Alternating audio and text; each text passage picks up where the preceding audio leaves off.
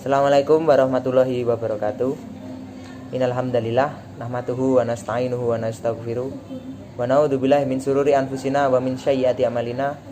May yahdihillahu fala mudhillalah wa may yudhlil fala hadiyalah. Asyhadu alla ilaha illallah wa asyhadu anna Muhammadar Rasulullah. Marilah kita panjatkan puja dan puji syukur kita atas kehadirat Allah Subhanahu wa taala yang telah melimpahkan rahmat serta hidayahnya kepada kita semua, sehingga kita dapat pada pertemuan kali ini kita dapat berkumpul serta melihat video ini.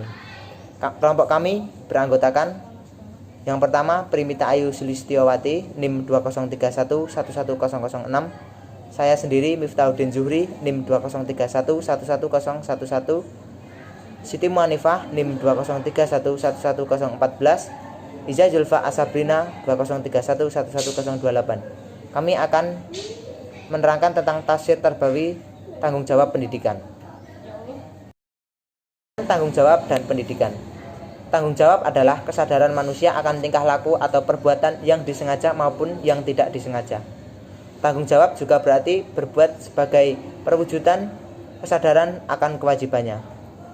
Sedangkan pendidikan merupakan proses memanusiakan manusia sejak masa kejadiannya sampai akhir hayatnya melalui berbagai ilmu pengetahuan yang disampaikan dalam bentuk pengajaran secara bertahap, di mana proses pengajaran itu menjadi tanggung jawab orang tua dan masyarakat menuju pendekatan diri kepada Allah sehingga menjadi manusia yang sempurna.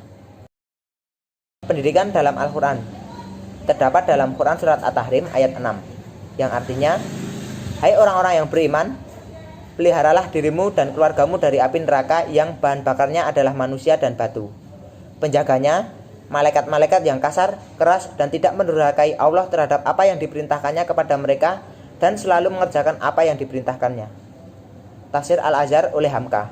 Menurut Hamka, dalam tafsir Al-Azhar, pangkal dari ayat ini merupakan panggilan untuk orang-orang yang beriman, sehingga ia menjelaskan bahwa bila seseorang mengaku beriman saja tidak cukup, tetapi iman juga perlu untuk dipupuk serta dipelihara. Dengan memupuk dan memelihara iman seseorang, hendaklah ia menjaga keselamatan dirinya sendiri serta kerabat dekatnya, terutama keluarganya, dari api neraka. Kandungan dan nilai-nilai yang dapat diambil dari ayat tersebut. Ayat di atas menggambarkan bahwa dakwah dan pendidikan harus bermula dari rumah. Ayat di atas walau secara redaksional tertuju kepada kaum pria atau ayah, tetapi itu bukan berarti hanya bertuju kepada mereka. Ayat ini tertuju kepada perempuan dan lelaki, ibu dan ayah, sebagaimana ayat-ayat serupa, misalnya ayat yang memerintahkan berpuasa, yang juga bertuju kepada lelaki dan perempuan. Ini berarti kedua orang tua bertanggung jawab kepada anak-anak dan juga pasangan masing-masing, sebagaimana masing-masing bertanggung jawab atas kelakuannya. Ayah atau ibu sendiri tidak cukup untuk menciptakan suatu rumah tangga yang diliputi oleh nilai-nilai agama serta dinaungi oleh hubungan yang harmonis.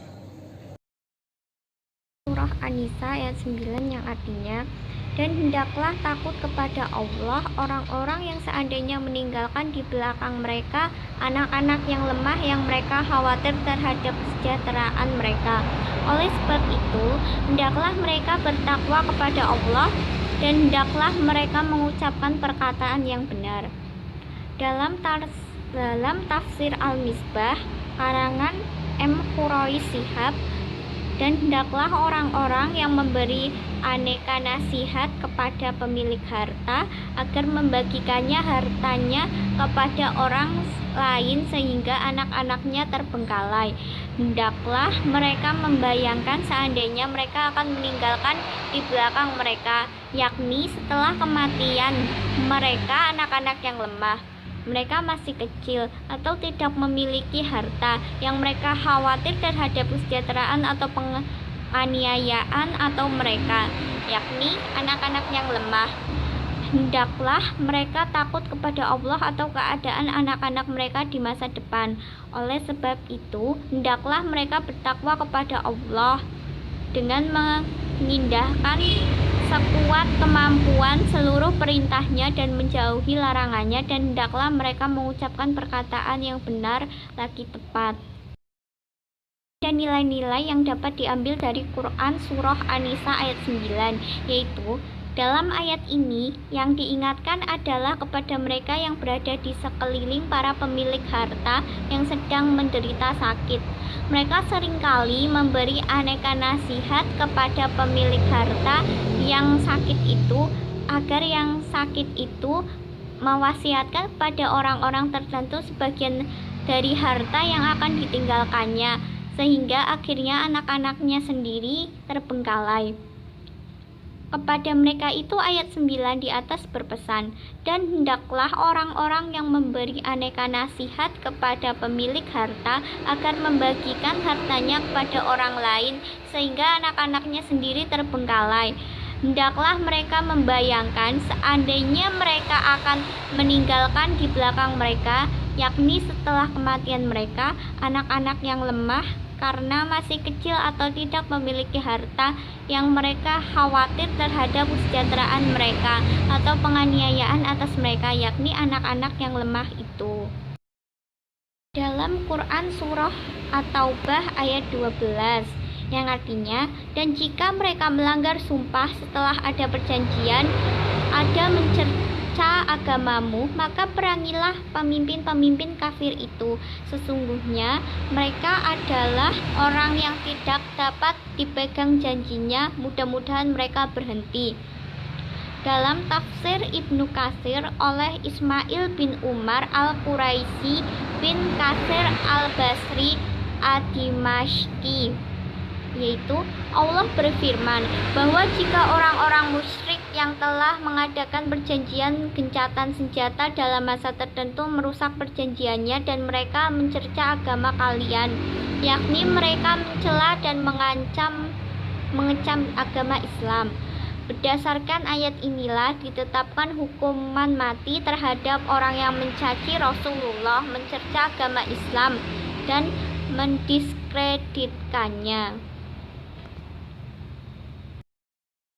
Nilai-nilai yang dapat diambil dari Quran Surah At-Taubah ayat 12, yaitu ayat ini menjelaskan bahwa orang-orang kafir melanggar janji dan mencerca agama Islam, maka Allah Subhanahu wa Ta'ala memerintahkan untuk memerangi mereka. Nilai yang bisa kita ambil yaitu kita harus menjadi manusia yang mampu memegang janji kita, karena janji adalah hutang, dan sebaik-baik manusia adalah dia yang menjaga perkataannya. Jangan meniru perkataan orang-orang kafir yang tidak terpuji, contohnya melanggar janji atau sumpah. Berikutnya, Quran Surah Asy-Syu'ara ayat 214-217. Yang pertama, Quran Surah Asy-Syu'ara ayat 214, yang artinya, dan berilah peringatan kepada kerabat-kerabatmu yang terdekat. Dalam tafsir Al-Misbah oleh Muhammad Quraisy Shihab, pendapat mufasir menurut pendapat M. Quraisy Shihab, ayat ini berisi penjelasan tentang kemusyrikan yang kelak akan mendapatkan siksa dari Allah Subhanahu wa Ta'ala. Berikutnya, Quran Surah Asy-Syu'ara ayat 215, yang artinya, dan rendahkanlah dirimu terhadap orang-orang yang beriman yang mengikutimu. Tafsir Jalalain berpendapat bahwa dan rendahkanlah dirimu, berlaku lemah lembutlah kamu terhadap orang-orang yang mengikutimu, yaitu orang-orang yang beriman. 16, yang artinya, jika mereka mendurhakaimu, maka katakanlah, sesungguhnya aku tidak bertanggung jawab terhadap apa yang kamu kerjakan. Tafsir Al-Misbah oleh Muhammad Quraisy Shihab, jika mereka mendurhakaimu, yakni kerabat-kerabat terdekatmu itu, maka katakanlah kepada mereka, sesungguhnya aku tidak bertanggung jawab terhadap apa yang kalian kerjakan tentang penyembahan kalian kepada selain Allah itu. Asy-Syu'ara ayat 217, yang artinya, dan bertakwalah kepada Allah yang maha perkasa lagi maha penyayang. Tafsir Al-Misbah oleh Muhammad Quraisy Shihab, dan bertakwalah dapat dibaca watawakal dan fatawakal. Jika dibaca fatawakal artinya, maka bertawakallah kepada Allah yang maha perkasa lagi maha penyayang. Maksudnya, serahkanlah semua perkaramu kepadanya. kandungan dan nilai-nilai yang dapat diambil dari Quran Surah Asy-Syu'ara ayat 214-217. Perintah untuk meninggalkan kemusyrikan ditunjukkan kepada Nabi Muhammad SAW karena semua orang memiliki potensi disentuh kemusyrikan. Sedangkan ayat ini berpesan untuk meninggalkan hal-hal yang dapat mengundang murka Allah. Kata Asyirah memiliki arti anggota suku yang terdekat. Diambil dari kata asyara yang berarti saling bergaul. Sebab orang terdekat yang sehari-hari saling bergaul adalah keluarga. Sedangkan al-aqrabin yang menyifati kata setelahnya bermakna penekanan yang berguna untuk mengambil hati mereka selaku kerabat terdekat. Berdasarkan pengupasan makna dari kata di atas dapat disimpulkan bahwa ayat ini ditunjukkan kepada kepala keluarga untuk memberi peringatan kepada anggota keluarganya. Terdapat seruan agar menyembah hanya kepada Allah dan memberi peringatan kepada kerabat dekat akan siksa Allah yang sangat pedih ketika menyekutukannya. Sebagaimana yang kita tahu dosa kecil apapun akan dibalas oleh Allah Subhanahu wa taala. Apalagi dosa besar saat menyekutukan Allah Subhanahu wa taala. Hikmah dari ayat ini mengajarkan kepada Rasulullah SAW serta umat muslim agar tidak kenal pilih kasih, memberi kemudahan kepada kerabat dekat atau keluarga, dan memberikan peringatan tentang kebaikan. Hal ini menandakan bahwa Rasulullah dan keluarganya tidak lepas dari kewajiban dan tanggung jawab yang telah Allah tetapkan di muka bumi ini. Di akhirat kelak, tidak ada perbedaan antara satu sama lain. Semua manusia adalah hamba Allah yang akan dihidupkan kembali berdasarkan amal dan perbuatan sesuai dengan amalan dahulu ketika hidup di dunia. Kita pun diminta untuk senantiasa bertakwa kepada Allah. Bentuk-bentuk tanggung jawab pendidikan. Yang pertama, tanggung jawab kepada Allah. A. Mengabdikan diri kepada Allah Subhanahu wa taala sebagai esensi dari seorang hamba dengan beribadah dan beramal soleh. B. Berpegang teguh kepada Allah Subhanahu wa taala. C. Memegang amanah untuk menjadi khalifah fil ardi. Yang kedua, tanggung jawab kepada guru. A. Mengamalkan dan mengembangkan ilmu yang dipelajari. B. Senantiasa mengikuti perkembangan teknologi terbaru dalam pengajaran ilmu yang berkaitan.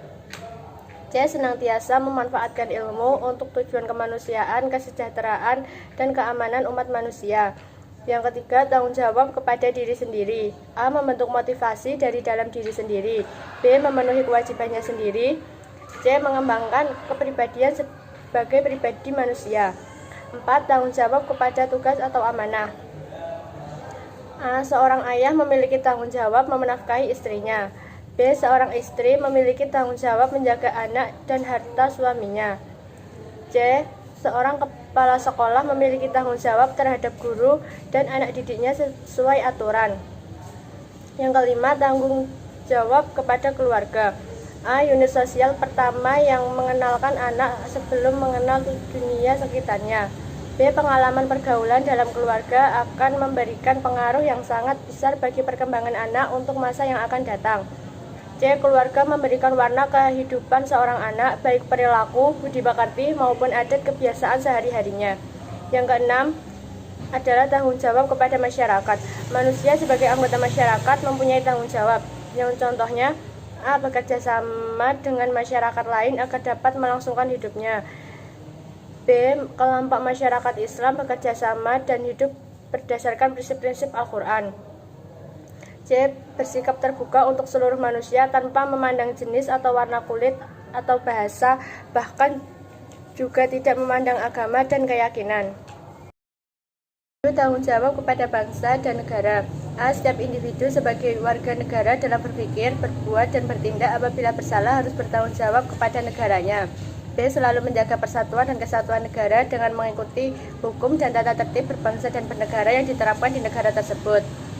C. Salah satu bentuk bertanggung jawab bernegara adalah mempertahankan tanah airnya dari para penjajah asing yang ingin merenggut kedaulatannya, baik dalam bentuk penjajahan kekayaan negara maupun penjajahan moral. Yang kedelapan, bertanggung jawab kepada lingkungan dan makhluk hidup. A. Menjaga kebersihan lingkungan. B. Menjaga kelestarian alam. C. Memelihara alam agar tetap asri. Yang kesembilan, tanggung jawab kepada pendidikan akhlak. Yang A. Jujur, amanah, dan istiqomah. B. Mendahulukan kepentingan orang lain. C. Memuliakan orang yang lebih tua. Yang ke-10, tanggung jawab kepada pendidikan akal. A. Memberikan pengetahuan tentang manfaat ilmu syariat. B. Budidaya keilmuan dan modernisasi. C. Berbudaya islami sesuai dengan gaya pemikirannya.